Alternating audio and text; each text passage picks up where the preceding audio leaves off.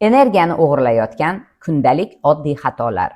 Nonushta qilmasdan o'rniga ichiladigan kofe. Ertalab turamiz, bir chashka latte ichamiz va ishga yuguramiz. Bu esa qonda shakar miqdorini oshishiga, kortizol gormonini ko'tarilishiga, kunduzi holsizlik, shirinlikka tortishga sabab bo'ladi. Fast life.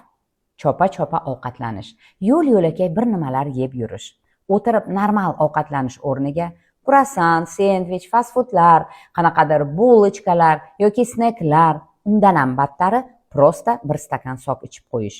Organizm ochlik yoki ortiqcha nagruzka rejimida ishlay boshlaydi.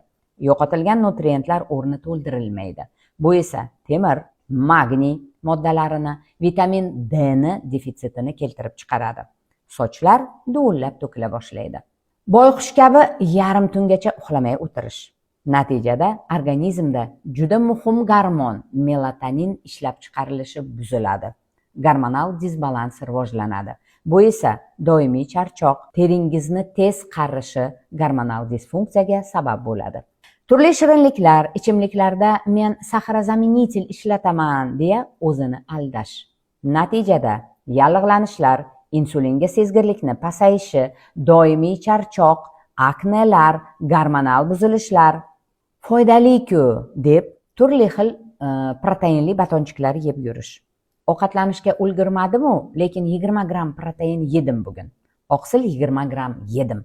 Hammasi okey. Normal oziqa o'rniga tarkibida turli aspartamlar, sorbitlar, maltitol va shunga o'xshash har xil qo'shimchalari juda ko'p bo'lgan perikuslar bilan kunni o'tkazish. Natijada ichaklarda gaz, og'riqlar, diskomfort va o'z navbatida oshqozon ichak tizimiga juda katta nagruzka beradi. Xatolarimizni to'g'rilash o'rniga kosmetologlar, vrachlar huzuridan davo qidirib yuramiz. Sog'liq haqida yana ko'proq bilishni istasangiz, meni Telegram kanalimga o'ting.